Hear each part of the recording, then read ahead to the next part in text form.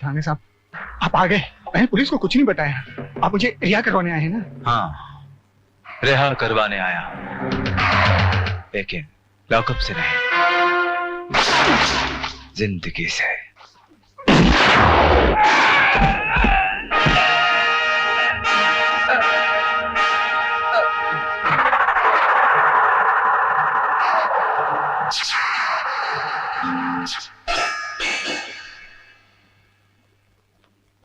Inspector धर्म सिंह, तुम अपनी सफाई में कुछ भी कह लो, मगर तुम्हारा रिकॉर्ड बताता है कि आज तक तुमने जिस मुजरिम को भी गिरफ्तार किया उसे हमेशा अपना जाती दुश्मन समझा है, बिना सोचे समझे लोगों की पिटाई की, और आज इस हथौड़े से तुमने एक की जान भी ले ली। यह सरासर गलत है सर।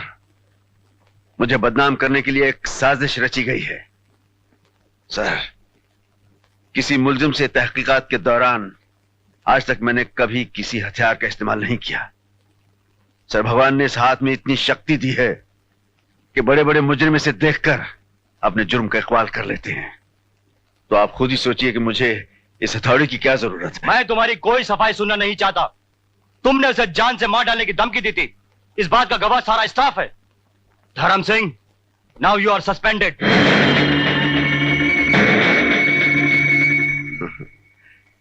आज के इस दौर में हम जैसे पुलिस कर्मचारियों को इससे बड़ा इनाम मिल भी क्या सकता है। फिर भी आपने मुझे इतने दिन तक बर्दाश्त किया सर, उसके लिए शुक्रिया अदा करता हूं। जय हिंद। पागल, यू इडियट, दिखता नहीं कि अंधा हो गया तू?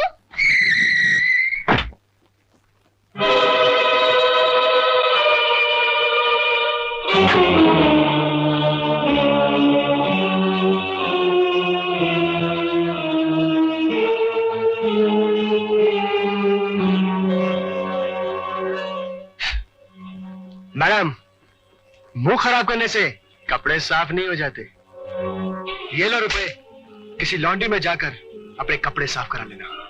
और हाँ, बाकी के बचे हुए पैसों से किसी ब्यूटी पार्लर में जाकर अपना चेहरा साफ करा लेना।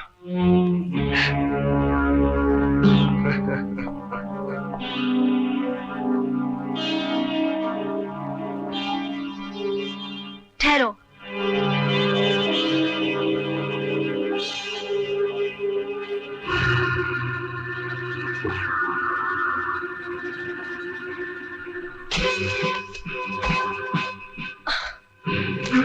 ये लो रुपए और अपने कपड़े लॉन्ड्री से धुलवा लेना।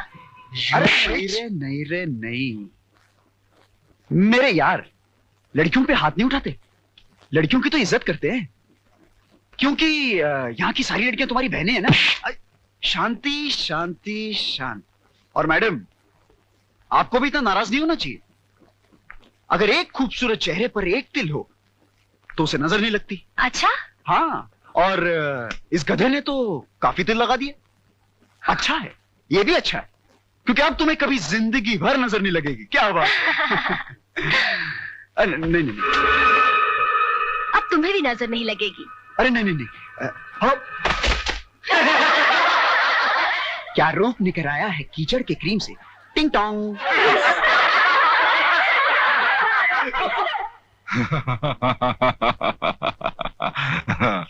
और उस लड़की ने तुम्हें पैसे भी दिए। अरे हिम्मत देखो उस लड़की की कि हमारे बेटे के मुंह पर कीचड़ लगाया, हमारे बेटे पे, और तुमने कुछ नहीं किया। अब करूंगा डैड। उसे अपनी खूबसूरती पे बहुत घमंड है ना। उसके खूबसूरत चेहरे पर तेजाब डालकर मैं उसका घमंड तोड़ डालूंगा। नहीं, जब हम तुम्हारी उम्र के थे तो हम पर भी एक लड़की ने कीचड़ उछाला था। जानते हो हमने उस लड़की के साथ क्या किया था? बदले में उस लड़की से हमने शादी कर ली थी। वो तुम्हारी माँ थी। खूबसूरत लड़की का घमंडी और बहादुर होना हमारे खानदान को शोभा देता है। अब वो लड़की इस घर की बहू बनेगी। सच डैड? हाँ बेटा, लेकिन अब कुछ दिनों के लिए उस लड़की को भूलकर अपनी पढ़ाई में ध्यान दो। एग्जाम नजदीक आ रहे हैं। हर साल की तरह इस साल भी फर्स्ट आना है तुम्हें। Okay dad. बैठिए। आप बैठिए सर। धर्म सिंह, मुझे ये सुनकर बहुत दुख हुआ कि तुम जैसे बेबाक और निडर पुलिस ऑफिसर को सस्पेंड कर दिया गया। इसमें दुखी होने की क्या बात है सर? आप तो सियासतदान हैं, देश के सिस्टम को मुझसे ज्यादा जानते हैं, जो आजादी से लेकर आज तक गर्क ही होता जा रहा है। कोई ऑफिसर ईमानदार है तो उसकी ट्रांसफर करवा दी जाती है, या फिर बेचारे को सस्पेंड कर दिया जाता है। इन्हीं तमाम बातों को सामने रखते हुए मैंने तुम्हें बुलाया है।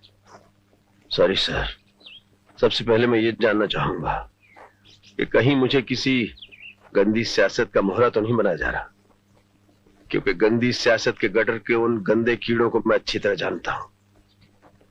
ये गरीबों के घरों में आग भी खुद लगवाते हैं, गरीबों का कत्ल भी खुद करवाते हैं, और फिर आंसू पोंछने के लिए प्रेस वालों की फौज लेकर पहुंच जाते हैं। इन गरीबों के जले हुए घरों में तो सभी झांकते हैं साहब, लेकिन उनके दिलों में लगे हुए जख्म कोई नहीं देखता। सॉरी सर, बगैर वर्दी बगैर कुर्सी के मैं इससे अच्छा काम कर सकता हूं। धर्म सिंह माना कि वर्दी और पोस्ट की तुम्हें जरूरत नहीं, लेकिन इस वक्त वर्दी को तुम्हारी जरूरत है, कानून को तुम्हारी जरूरत है, और तुमसे अच्छा ये फर्ज कोई नहीं निभा सकता। ठीक है सर, लेकिन मेरी कुछ शर्तें हैं। बोलो। मैं अपने काम में किसी की नाजायज दखल अंदाजी बर्दाश्त नहीं करूंगा। हो सकता है कल मुझे जुर्म की जड़ें काटने के लिए कुछ वर्दी वालों या खादी पहनने वालों के खिलाफ एक्शन लेना पड़े। मुझे मंजूर है। मेरे हाथों गिरफ्तार किए गए किसी गुंडे की जमानत नहीं होगी। बिल्कुल नहीं होगी। और एक खास शर्त है सर, दिल्ली से आने वाले फोन पर मैं किसी से भी कोई बात करना पसंद नहीं करूंगा। ठीक है, मुझे तुम्हारी सारी शर्तें मंजूर है। Best of luck. Thank you sir. Sir, ये रही शहर के छटे हुए बदमाशों और गुंडों की फाइलें। मुझे यहाँ के गुंडों की नहीं, पुलिस ऑफिसर्स की फाइल चाहिए। पुलिस ऑफिसर्स की फाइलें? ये पुलिस ऑफिसर्स की फाइल के बारे में सुनकर हकलाने को लगे हैं आप? जी हाँ भाई, पुलिस ऑफिसर्स की वो फाइल जिसमें उनके अच्छे बुरे कारनामों के रिकॉर्ड्स होते हैं। उनके अच्छे बुरे रिकॉर्ड्स पढ़कर हम उनकी कुंडलियां बनाएंगे और फिर देखेंगे कि क्या करना है। जाइए जरा वो फाइल ले आइए। अभी लाया, अभी। आपने हमें बुलाया सर? आइए, आप दोनों की फाइलें देखी। रिकॉर्ड से पता चला कि सांगा के ज्यादातर केस आप दोनों ने हैंडल किए हैं। जी सर। ये सांगा साहब आपके रिश्तेदार लगते हैं। क्यों सर? हाँ, रिकॉर्ड से तो ऐसा ही लगता है। उनके आदमियों को आप जेल तो एक तरफ, लॉकअप में आधे घंटे से ज्यादा नहीं रखते। वो ऊपर वाले का प्रेशर होता है ना, आप समझ जाइए ना सर। छी छी छी छी छी, ऊपर वालों के प्रेशर के नीचे आप काम करते हैं। शर्म आनी चाहिए आपको। इसीलिए तो आपकी निगाहें झुकी रहती हैं। देखो, पैसा कमाने का इतना ही शौक है तो और बड़े धंधे हैं, वो कर लीजिए। देखो, अगर फर्ज प्यारा है तो जेब की बजाय जेब के ऊपर लगने वाले मेडल्स का सोचिए। जरा फोन लगाइए सांगा को, कहीं मैं बात करना चाहता हूं। सांगा बोल रहा हूं। काय सांगा साहेब, काय सांगायचंय? गोडबोल बोलतोय। Stop it. घटिया लोगों की खुशामद करने वालों से मुझे सख्त चिढ़ है। अपनी जहनीत को बदलिए। हेलो सांगा साहब, मैं इंस्पेक्टर धर्म सिंह बोल रहा हूं। बोलो। आपसे मुलाकात की तमन्ना है। नवाजिश होगी अगर आप 1 घंटे तक जू होटल तशरीफ ले आए। सुना है आप पुलिस वालों से मिलना पसंद नहीं करते, लेकिन ये हिमाकत मेरे साथ मत कर बैठिएगा, भारी पड़ जाएगी। क्योंकि मेरा एक नाम और भी है, इंस्पेक्टर हथौड़ा सिंह। अरे कल्लू, अरे महेश चाचा, तुम कैसे हो? अच्छा हूँ भाई, ये बताओ, कल तक तो तुम्हारे पास साइकिल नहीं थी, आज तुम्हारे पास गाड़ी आ गई। अरे भाई, धोती कुर्ता पहनने वाला आदमी आज सूट में, हाथ में घड़ी, गले में चेन, बात क्या है? अरे महेश चाचा, अपनी तो किस्मत खुल गई। वो क्या है कि अपुन तो गया था 2-4 हाथ खेलने बॉम्बे क्लब, अचानक सांगा साहब के साथ खेलना पड़ गया। सांगा वो तो बहुत खतरनाक आदमी है, तुम उसके साथ में खेला? और नहीं तो क्या चाचा? अरे सच्ची कह रहा हूँ चाचा, सांगा अनाड़ी खिलाड़ी है, 0 है 0। लेकिन हाँ, पैसे की टकसाल है वो। बहुत माल कमाया है अपुन ने उधर से। वो तू छोड़ बेटा, अभी लफड़ा क्या हुआ मालूम? मेरी बेटी के लिए एक सेट लेने का है, उसमें 5,000 रुपया शॉर्ट है। तू मेरे को 5,000 रुपया उधार देगा? हाँ? अरे 5,000 क्या चाचा, 50,000 ले लो। लेकिन एक बात है, आखिर हो तो तुम भी पत्तों की लाइन के माहिर, फिर क्यों नहीं एक आध हाथ सांगा के साथ खेल लेते हो? अरे हजारों के नोट लाखों में बदल जाएंगे। फिर अपनी बेटी को सोने के बजाय हीरो के गहने देना। मैं जाता हूँ। कहा? बॉम्बे क्लब।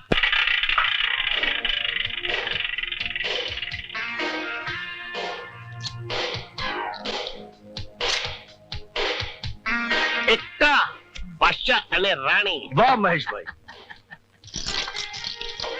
कल्लू, मैं तो सिर्फ क्या? 10,000 रुपए लाया था, उससे इतने रुपये मैंने बना दिए हैं। अब तो मेरी बेटी की शादी धूम धड़ाके के साथ में हो जाएगी। हाँ महेश भाई, शादी तो धूम धड़ाके से हो जाएगी, मगर उन कर्जों का क्या होगा जो तुमने दूसरों से ले रखा है?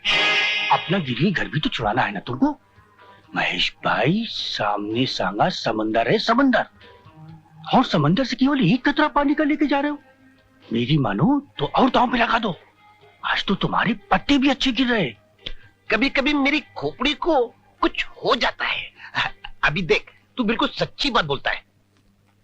जब सांगा से एक एक बाजी और हो जाए।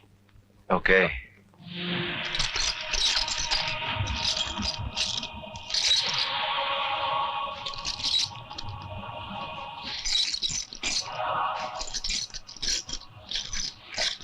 कौड़ी न रख कफन को।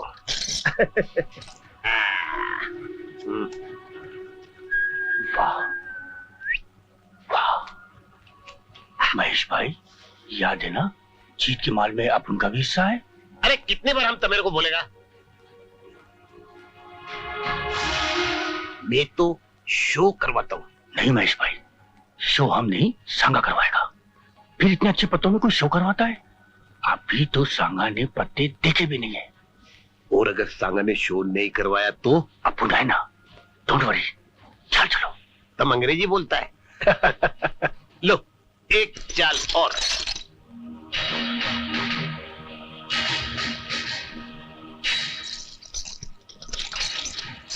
$5 लाख की चाल। कोई बात नहीं महेश भाई, चलने दो। अरे क्या चलने दो? अब मेरे को भी चाल चलने के लिए 10 लाख मांगता है कि नहीं? ओफो महेश भाई, रुपया मिल सकता है, सांगा कर्जा देता है। अपने को उधार नहीं मांगता। उफ, बेवकूफी मत करो महेश भाई। सांगा से अभी इसी वक्त 10 लाख रुपए ले लो, हाथ के पत्ते बड़े हैं, जीत के फौरन पैसा वापस कर देंगे। सांगा साहब, क्या शो कराने के लिए 10 लाख रुपए मिलेगा? क्यों नहीं मिल सकता?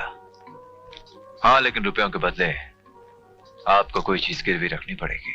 मेरे पास गिरवी रखने के लिए कुछ भी नहीं है।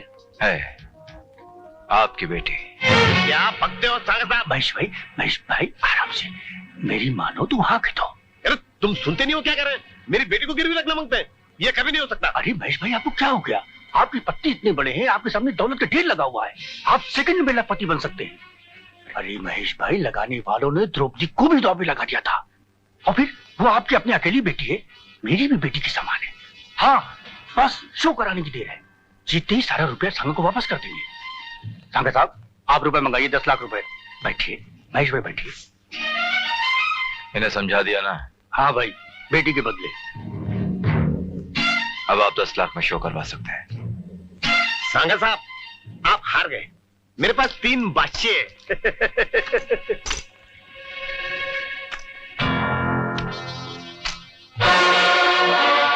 तीन इक्के।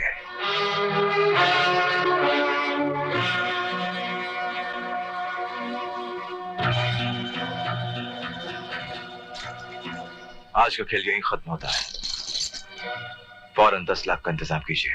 सांगा साहब, मैं कहां से 10 लाख रुपए लाऊंगा? कल्लू, तुमने कहा था पैसे तुम दोगे। अरे महेश भाई, मेरे पास इतने रुपए कहां से आएंगे? फिर तुमने मेरे को बोला क्यों था? ओफो, वो तो मैंने तुम्हें जोश दिलाने के लिए कहा था महेश भाई। मुझे क्या मालूम था कि सागा साहब के पास 3 इक्के हैं। देखो कल्लू, मेरी बेटी तुम्हें अंकल कहती है।